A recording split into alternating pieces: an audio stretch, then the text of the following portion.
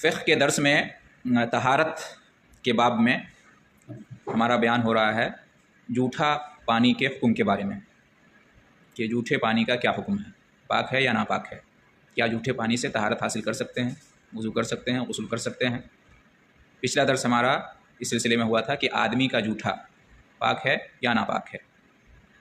تو آدمی کا جھوٹا پاک ہے، چاہے وہ مسلم ہو یا غیر مسلم، مرد ہو یا عورت، اور انسان پاکی کی حالت میں ہو ناپاکی کی حالت میں، اس کا جھوٹا کیا ہے، پاک ہے، کھانا ہو یا پانی، اور اس کے جھوٹے پانی سے طہارت حاصل کر سکتے ہیں۔ جھوٹا پانی کس کو کہتے ہیں؟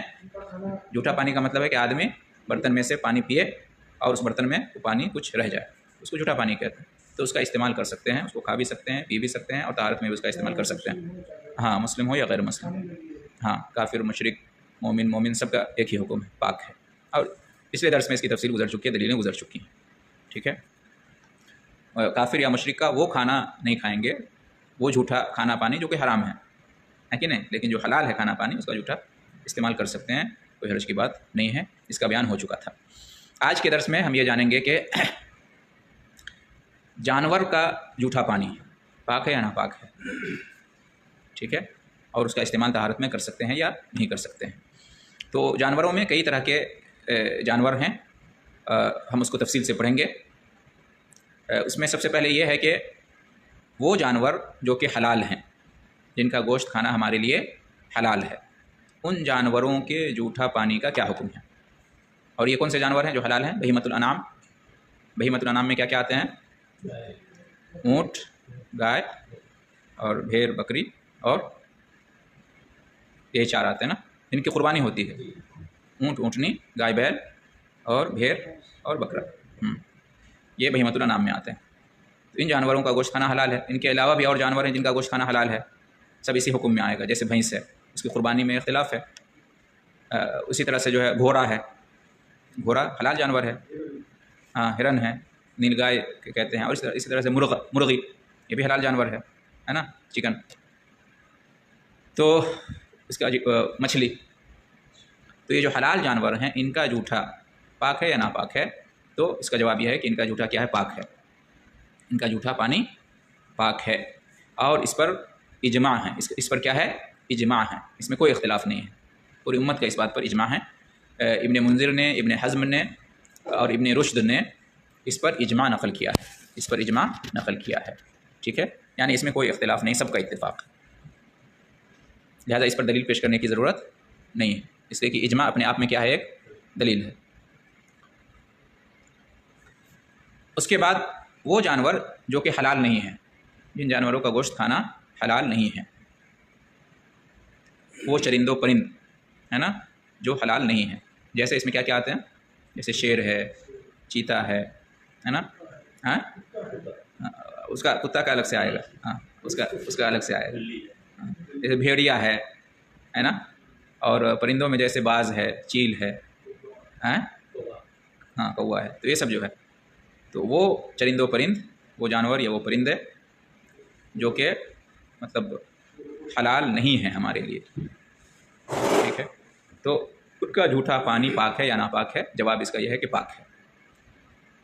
حرام جانوروں کا جھوٹا پانی بھی کیا ہے، پاک ہے، اور اس میں کوئی حرج کی بات نہیں ہے، اس کا استعمال کر سکتے ہیں طہارت میں۔ اور فتویٰ لجنہ دائمہ اسی پر ہے، یعنی سعودی عرب کی جو فتویٰ کمیٹی ہے اس کا فتویٰ موجود ہے اس سلسلے میں، اور شیخ ابن عثیمین رحمہ اللہ نے بھی اس کو پاک ہی قرار دیا ہے۔ اس کی عمومی دلیل ہے قرآن میں، وما جعل علیکم فی الدین من حرج، اللہ تعالیٰ نے دین کے معاملات میں تمہارے لیے مشکل نہیں رکھی ہے، حرج میں تم کو نہیں ڈالا ہے، ٹھیک ہے۔ تو کہتے ہیں کہ اگر ان حرام جانوروں کے جھوٹا پانی کو ہم ناپاک قرار دیں گے تو اس میں بہت حرج ہے، بہت مشکل ہوگی، جبکہ دین اسلام میں کیا ہے، آسانی رکھی گئی ہے، لہٰذا یہ پاک ہیں،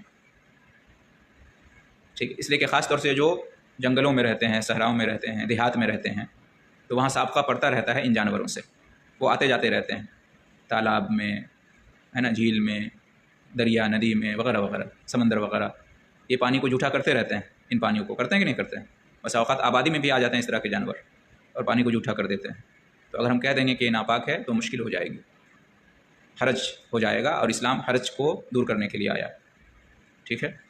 یہ ایک دلیل دیتے ہیں۔ تو ان سے بچنا کیا ہے، ان کے جھوٹے پانی سے بچنا کیا ہے، مشکل ہے، ان سے پانی کو بچانا مشکل ہے، لا محالہ ان سے پانی جھوٹے ہوتے ہیں ان علاقوں میں، لہٰذا ان کا جھوٹا پانی پاک مانا گیا ہے۔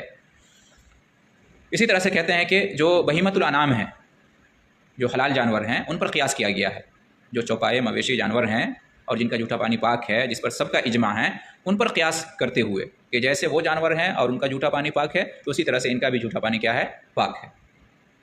اور ان حرام جانوروں کی خرید و فروخت جائز ہے، جائز ہے نا، یہ جو حرام جانور ہیں ان کی خرید و فروخت کرنا جائز ہے، لہٰذا ان کا جھوٹا پانی بھی کیا ہے، پاک، یہ بھی ایک دلیل دی گئی ہے، ٹھیک ہے۔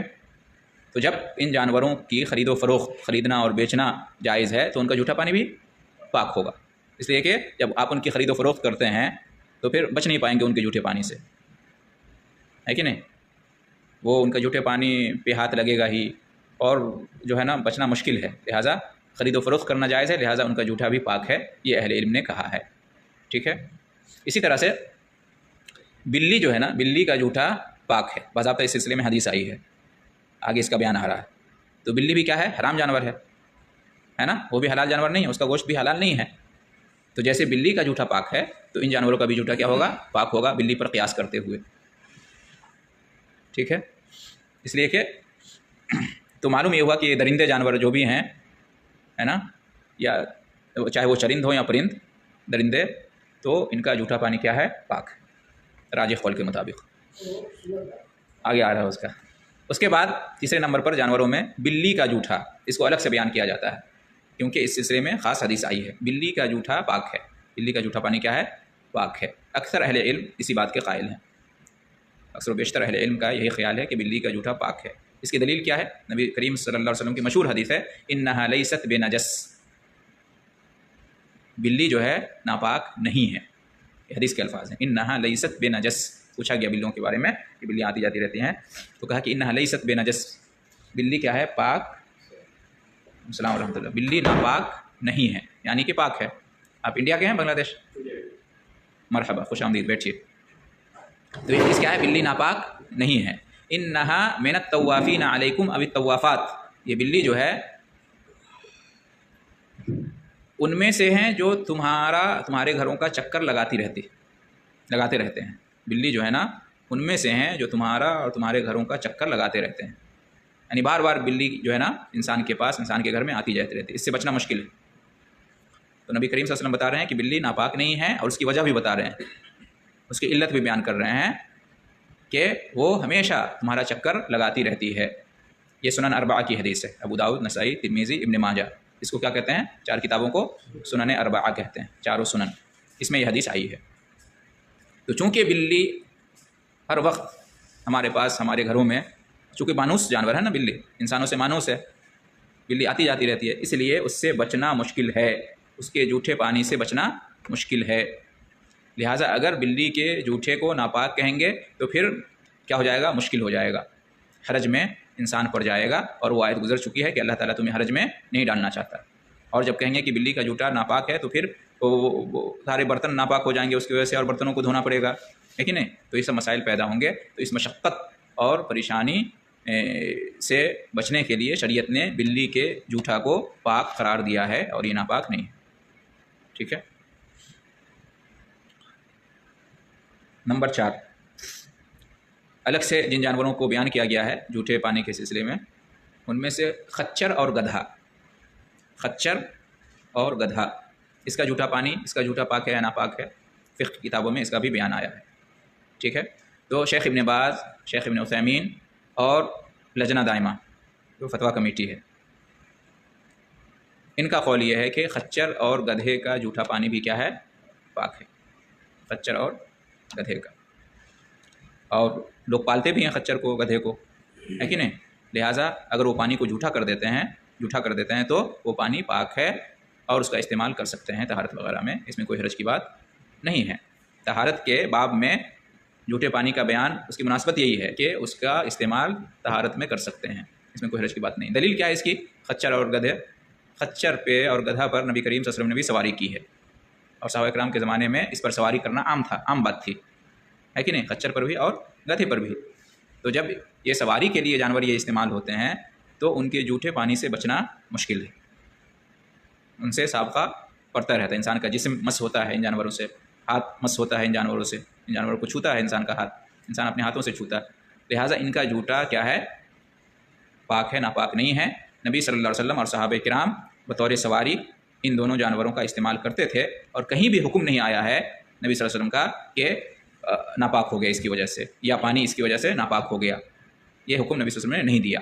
لہٰذا اگر ناپاک ہوتا ہے اس کا جھوٹا پانی تو نبی کریم صلی اللہ علیہ وسلم بیان کر دیتے کہ اس کا استعمال تو کر رہے ہو سواری کے طور پہ، لیکن ان کا جھوٹا کیا ہے؟ ناپاک ہے، لیکن نبی صلی اللہ علیہ وسلم نے ایسا نہیں کہا، لہٰذا کیا معلوم ہوا کہ ان کا جھوٹا کیا ہے؟ پاک ہے۔ اور پھر اسی طرح سے بلی پر قیاس کیا گیا ہے کہ جس طرح سے بلی مانوس ہے انسان سے، اور انسانوں کے گھر میں رہتی ہے، آس پاس رہتی ہے، اسی طرح سے گدھا بھی اور خچر بھی انسان پالتا ہے، اور تو اس پر قیاس کرتے ہوئے جو ہے نا اس کا بھی جھوٹا پاک ہے۔ چلیے اس کے بعد آتا ہے آخری کتا اور خنزیر، کتا اور سور کا جھوٹا۔ تو کیا خیال ہے، پاک ہے یا ناپاک؟ ناپاک اس میں ہاں۔ تو کتا کا جھوٹا ناپاک ہے، اور اس کی دلیل کیا ہے؟ کتا کا جھوٹا ناپاک ہے، کیا دلیل ہے اس کی؟ نبی کریم صلی اللہ علیہ وسلم کی وہ مشہور حدیث ہے کہ طہور اناء احدکم اذا بلغ فیہ الکلب ان یغسلہ 7 مرات اولہن بالتراب، کہ اگر کتا تمہارے برتن میں منہ ڈال دے تو کیا کرو؟ 7 مرتبہ دھو، 7 مرتبہ دھو، پہلی بار مٹی سے، پہلی بار مٹی سے، تو وہ برتن کیا ہو جائے گا؟ پاک ہو جائے گا۔ 7 مرتبہ دھونا، پہلی بار مٹی سے، یہ بخاری اور مسلم کی روایت ہے، ٹھیک ہے۔ تو اس حدیث میں نبی کریم صلی اللہ علیہ وسلم نے برتن کو دھونے کا حکم دیا ہے، اور وہ بھی 7 مرتبہ، جس میں ایک بار مٹی سے دھونا لازم ہے۔ تو اس سے معلوم یہ ہوا کہ کتے کا جو لعاب ہے وہ کیا ہے؟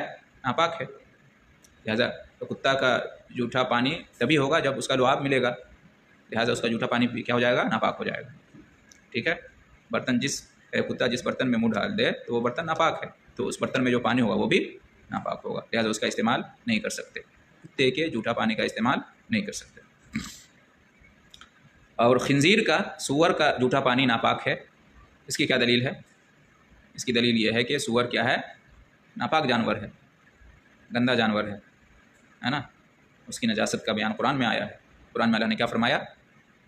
او لحم خنزیر فإنہ رجس، سور کا گوشت حرام ہے، فإنہ رجس، کیوں؟ اس لیے کہ وہ ناپاک ہے، فإنہ رجس، اس لیے کہ وہ ناپاک ہے، سورہ انعام میں آیا ہے۔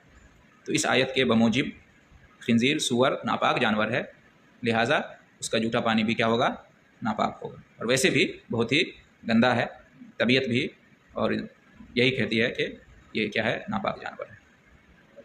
تو اس طرح سے آج فقہ کے درس میں ہم نے یہ جانا جھوٹا پانی کے سلسلے میں، جانوروں کا جھوٹا پانی پاک ہے یا ناپاک ہے۔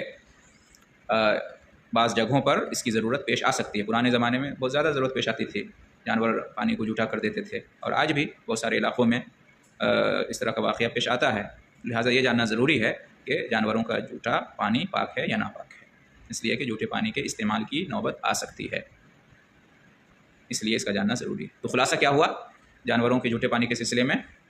تمام جانوروں کا جھوٹا پانی پاک ہے سوائے کتا اور سور کے، باقی تمام جانوروں، درندے جانور ہو، چرند ہو، پرند ہو، حلال جانور ہو، حرام جانور ہو، سب کا جھوٹا پانی پاک ہے سوائے کس کے؟ ہاں، کلب اور اس کے، خنزیر کے، ٹھیک ہے۔